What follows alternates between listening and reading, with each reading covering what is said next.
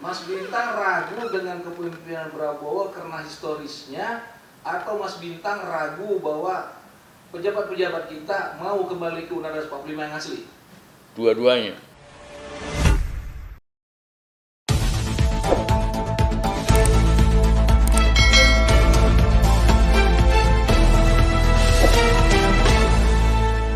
Racikan berita. Memang terbelah masyarakat kita. Yang lebih besar daripada dua pihak ini yang mana masih belum jelas betul. Katakanlah 50-50. Jadi 50-50 itu ada yang menginginkan Prabowo dilantik, kemudian ada yang menginginkan Prabowo tidak dilantik, berikut sama Gibrannya sekalian. Ya, memang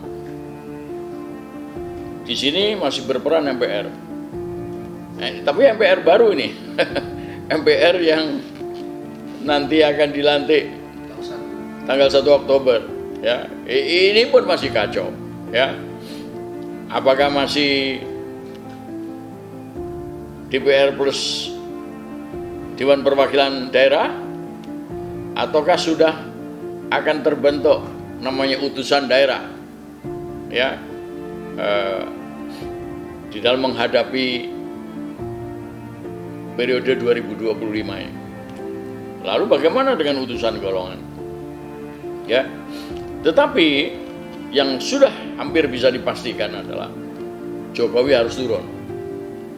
Bahkan turunnya itu lebih baik kalau sebelum tanggal 20. Ini sebagian besar sudah inginnya seperti itu. Tidak hanya sekedar itu, tetapi setelah turun juga kemudian ditangkap, diadili, dipenjara. Masih menjadi pertanyaan, siapa yang menangkap, siapa yang mengadili, siapa yang akan membawanya ke penjara? Apakah Mahkamah Agung?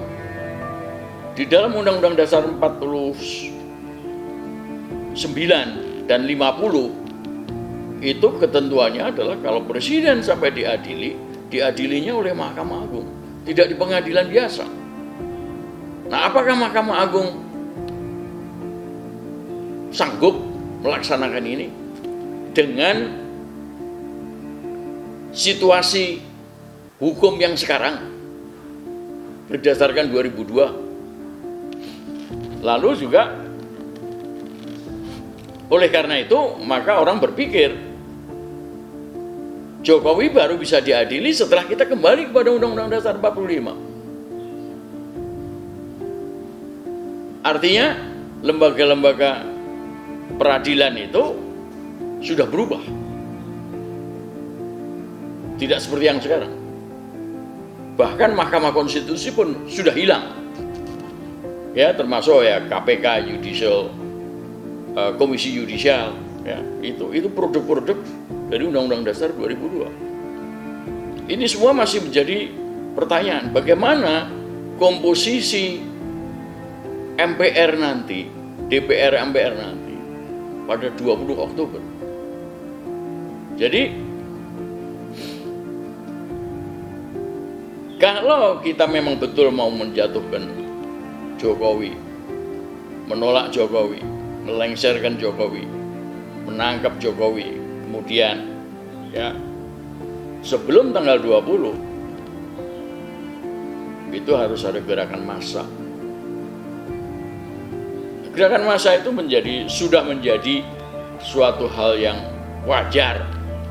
Ketika ketika Bung Karno harus dijatuhkan, juga ada gerakan massa pemuda dan mahasiswa.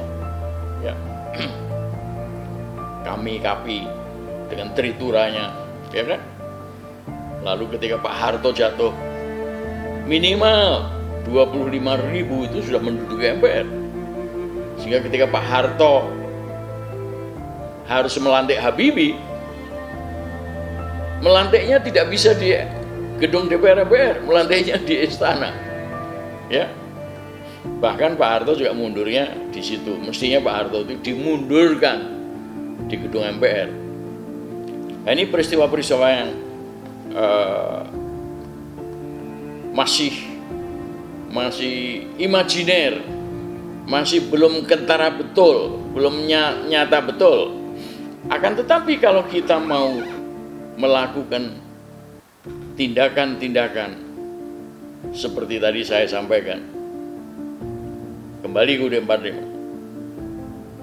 menjatuhkan Jokowi, menolak Prabowo, lalu membentuk pemerintahan transisi, maka kita harus berpikir tahun 67 ketika akhirnya muncul itu, yaitu TAP MPRS nomor 33 tahun 67 yang kemarin barusan dicabut, padahal isinya itu penting, yaitu Bung Karno jatuh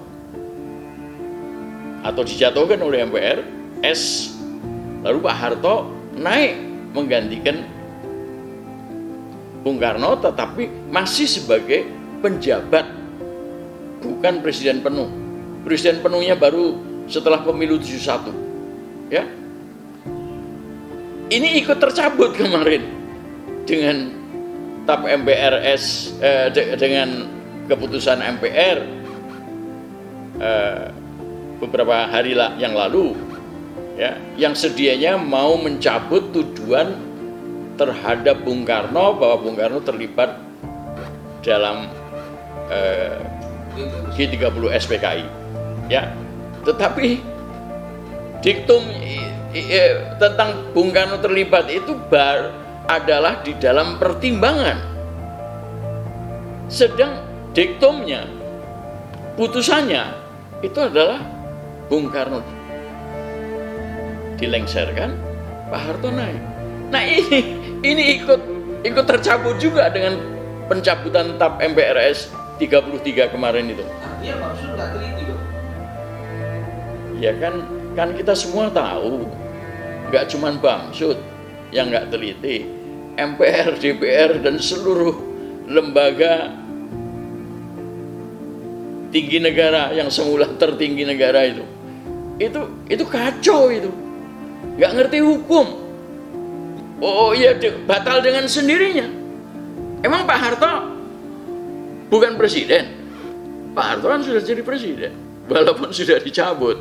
Pencabutan itu batal dengan sendirinya, ya. Pencabutan terhadap pasal TAP MPRS 33 itu tahun 67 itu batal dengan sendirinya. Dan semestinya kan yang selalu sidang paripurna akan pencabutan itu kan tidak boleh. Ini setelah undang-undang berlakunya Undang Dasar Amandemen, tidak lagi ada sidang paripurna, tidak ada lagi TAP MPR, tidak ada lagi. Yang ada ya seperti yang kemarin terjadi itulah, kongko-kongko di antara pimpinan MPR. Jadi negara ini benar-benar sudah kacau dalam pelaksanaannya sejak di amandemen Undang-Undang Dasar 45 di amandemen. Mas Bintang masih berharap nggak sih dengan dewan-dewan yang kita pilih itu bahwa mereka akan bekerja dengan baik? Malah itu ya, sekarang tuh orang-orang itu asalnya dari partai-partai itu kan sogok-sogokan, main duit, transaksional. Jadi bagaimana sebuah lembaga keparlemenan tertinggi di negara ini dibentuk oleh orang-orang macam begitu? Partai-partai itu harus dibubarkan dulu. Nanti kalau pemerintah transisi itu terbentuk, dibikin lagi perundang-undangan tentang pokok kepartean, perundang-undangan tentang pemilu dan pilpres, dan tetap di tangannya MPR. Kembali ke UUD 45 itu. Kalau kita mau menilai seorang pemimpin, kebijakannya, konsistensinya, pembelaannya terhadap rakyat, bangsa dan negara, kemampuannya di dalam menata perekonomian dan hukum, ya. Perekonomian itu mengangkat itu orang-orang miskin itu menjadi sejahtera. Pemerataan pembangunan. Lalu hukum juga begitu. Jangan runcing di bawah, tumpul di atas, ya. Harus betul-betul tegak. Dan Mahkamah Agung tidak boleh diintervensi oleh siapapun, khususnya oleh pemerintah, ya. Maka pemimpin itu harus kita nilai. Calon pemimpin Prabowo katakanlah, bagaimana caranya kita? Ya dilihat aja sejarahnya. Dia berangkat bersama-sama orang tuanya, bergabung dengan PRRI Permesta. Ketika PRRI Permesta jatuh karena dianggap sebagai pemberontak, kabur ke Inggris, menjadi warga negara Inggris. Pak Sumitro dan anak-anaknya, ya. Baru setelah dipanggil Pak Harto kembali ke Indonesia, mereka kembali mendapatkan kewarganegaraan Indonesianya, ya. Tetapi selama di Inggris apa yang terjadi? Dugaan saya, mereka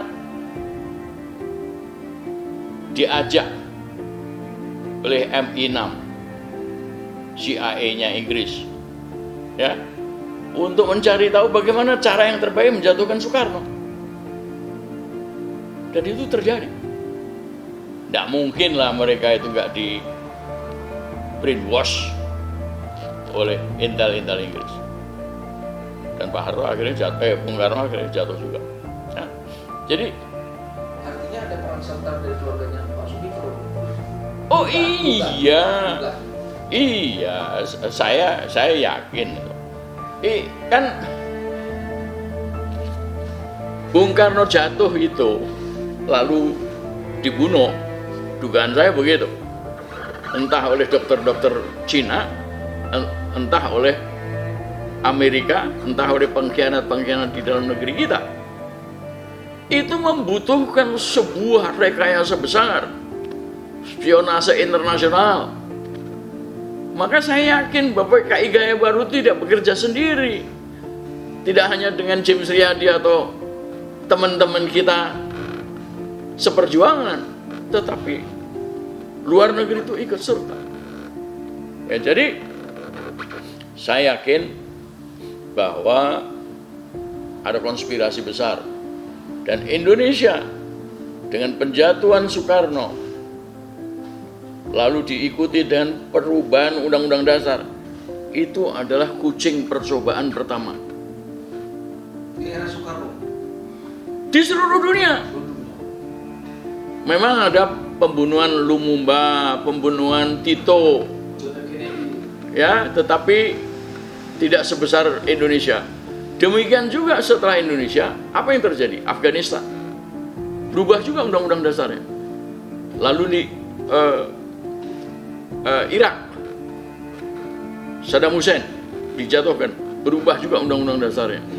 Libya, ya, sebelumnya Mesir, ya kan, muncul Morsi dijatuhkan juga, ya kan. Lalu baru Libya, dan setelah itu, sebelum itu Tunisia, baru setelah itu Syria, dan Syria itu satu-satunya negara di Timur Tengah yang tidak bisa dijatuhkan oleh Amerika, dan terpaksa mereka hengkang, dan Assad tetap menjadi presiden. Mas, kembali ke masalah menurut undang-undang atau undang-undang tahun 1949 dan 1950 ya kalau nggak salah terus, Ya, bahwa untuk mengadili seorang presiden itu yang berhak dan berlaku itu adalah Mahkamah Agung. ya, Nah itu pun harus kembali dulu ke Undang-Undang 45 asli kalau mengacu kepada pasal itu, undang-undang itu. ya. Pertanyaannya, artinya Jokowi berlindung dari undang-undang palsu ini dong, karena dia nggak bisa diadili dong. Oh ya betul. Lalu Ya. mengacu pada itu. Bukan tidak bisa diadili, ya bisa saja diadili, ya kan. Tetapi dasarnya apa gitu kan? Ya kalau dari melihat kesalahan-kesalahannya ya jelas dia akan diadili. Tapi apakah diadili di misalnya Jakarta Pusat atau Jakarta Selatan? Pengadilan sipil lah ya. Ya pengadilan umum ya. Dan itu tidak hanya presiden saja, ketua MPR, wakil ketua MPR, ya, DPR, dan seluruh pejabat negara, termasuk menteri-menteri yang diangkat berdasarkan undang-undang dan melakukan kesalahan ketika menjabat. Jadi meskipun Pak Harto itu sudah meninggal, tetapi kemudian ketahuan ada kesalahan-kesalahannya, dia bisa diadili oleh Mahkamah Agung. Jadi Mahkamah Agung itu memang sebuah lembaga besar yang independen, tidak bisa diintervensi oleh pemerintah atau siapapun. Munculnya Mahkamah Konstitusi merusak kekuasaan yudisial. Merusak. Artinya nggak kuat lagi dong MA. Iya, menjadi tidak kuat seperti yang sekarang. Nah, makanya harus kembali ke Undang-Undang 45 yang asli. Betul. Lalu bagaimana dengan anggota DPR? DPD yang tidak mau kembali ke Undang-Undang 45 yang asli?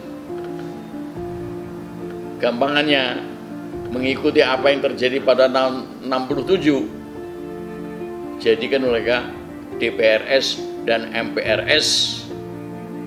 DPD berubah menjadi utusan daerah, utusan golongan kita siapkan. Itu pikiran kita sekitar tanggal 20 Oktober nanti. Barulah Udah bocor. iya, harapan kita, ya kan? Pikiran kita, imajinasi kita itu kalau mau negeri ini selamat, begitulah caranya. Nah, siapa yang bisa melakukan itu? Menurut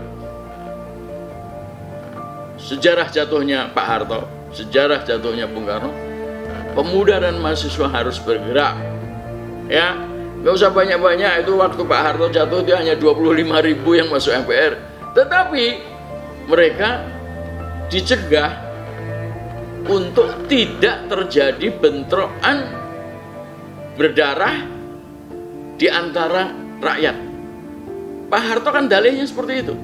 Saya mundur karena mau melindungi supaya tidak terjadi tumpah darah di antara kelompok-kelompok. Nah, kemarin sudah ada kelompok berani mati untuk membela Jokowi, ya ternyata juga nggak ada hilang, ya.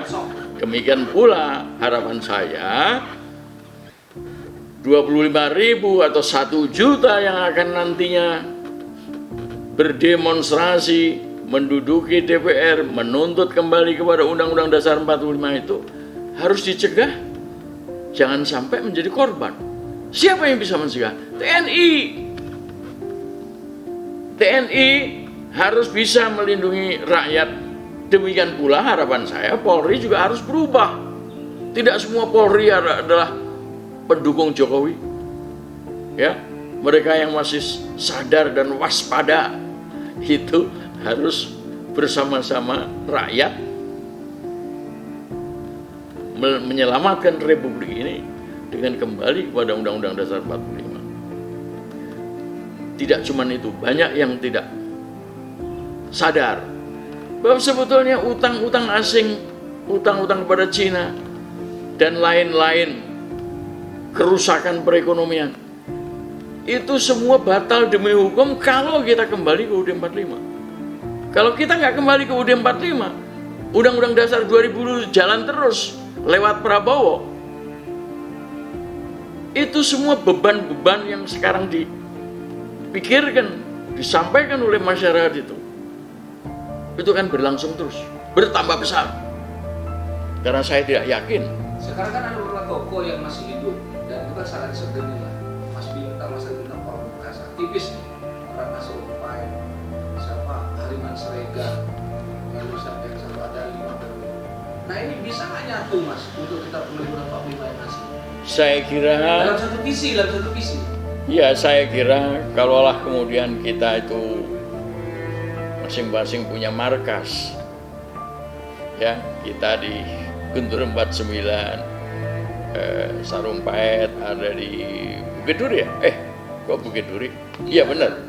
Ya, lalu Harriman Siregar ada di Pecenongan ke kanan itu apa namanya. Ya, tetapi hati kita sama, pikiran kita sama. Kita ingin menyelamatkan Republik ini, ya. Kita ingin kembali ke UUD 45. Kita ingin Jokowi jatuh. Kita meragukan kemampuan Prabowo, ya. Apalagi Gibran, ya. Kita ingin sebuah pemerintahan yang bersih dari unsur-unsur lama ini. Sama seperti kita waktu menjatuhkan Pak Harto juga begitu keinginan kita, ya kan? Nah, kita akan bersatu, ya. TNI juga harapan saya, harapan kita semua bersatu dengan rakyat kembali. Tadi masih ada satu yang ketinggalan tentang Prabowo, ya. Soal kepribadiannya dia, ya. Ya tadi sudah diceritakan bagaimana keluarganya dengan Inggris, ya. Lalu sampai di Indonesia dia masuk tentara, jadi Kopassus, Kopasanda dulu, ya. Lalu jadi Pangkostrat, lalu Danjen Kopassus, ya kan? Danjen Kopassus, Pangkostrat. Kemudian dipecat karena ada peristiwa penghilangan nyawa, ya, penculian, ya pembunuhan lah, penghilangan nyawa itu, ya, karena kita nggak pernah diselidiki gitu, ya, dengan baik. Lalu peristiwa dia gagal 2 kali jadi presiden, tapi begitu ambisinya, begitu gila pangkatnya dia, ya, sampai kemudian bersedia berpeluk-pelukan dengan Jokowi. Ini nggak layak jadi pemimpin, nggak layak. Pemimpin ya kayak Bung Karno, Bung Hatta lah. Sekalipun mereka ada melakukan beberapa kesalahan, ya, tetapi begitulah pemimpin, ya. Dia harus bisa menjadi contoh, harus menjadi simbol daripada bangsa ini, ya. Lalu ya dialah akan jadi, orang akan setia untuk membantu dia, bukan orang-orang yang gila pangkat, gila duit, yang kemudian didudukkan atau minta didudukkan bersama-sama Prabowo. Mas Bintang ragu dengan kepemimpinan Prabowo karena historisnya, atau Mas Bintang ragu bahwa pejabat-pejabat kita mau kembali ke Undang-Undang 45 yang asli? Dua-duanya. Dua-duanya? Iya. Memang, terima kasih.